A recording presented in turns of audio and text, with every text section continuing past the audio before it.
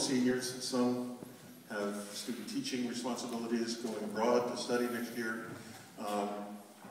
And I just want to publicly recognize them and thank them for years of dedicated service, not only to the wind ensemble, but most of them play in at least one other ensemble, be it the Butler Orchestra, or the marching band, or the basketball band, or the jazz ensemble, or if they sing in choir.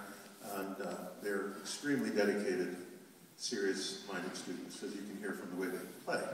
But what I'd like to do is introduce them, and then have them stand and remain standing, and then at the end we'll recognize them for their years of service. Jenna Page, Dan Clipper, Grant Pfeiffer, Tim Masick, Eric Jelming, Wes Wynn, Brianna Nielsen, Adrian Palmer, Chelsea Huey, and Rachel Gerwig. Ladies and gentlemen, let's give them a very warm welcome.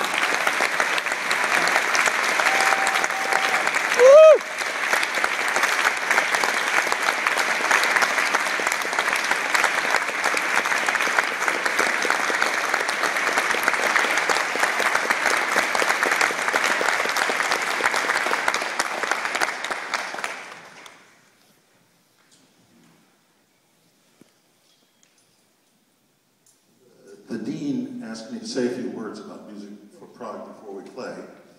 It is truly one of the great works of the 20th century by one of the great composers of the 20th century. It's an intensely powerful work, dramatic.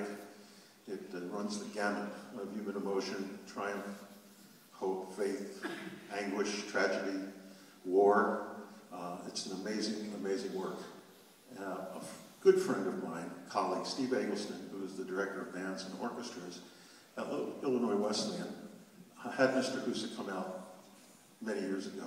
I think it was 2000, and when they played music for Prague, and Husa spoke before the performance. One of the Illinois Wesleyan students has put together a 6-minute video that has some footage from the actual revolution in Prague, the Prague Spring, and Mr. Husa speaking about this piece interspersed. It's about 6 minutes, and I thought rather than me talk at you, it'd be much better to hear from Mr. Husa himself. So if we could run that video, please.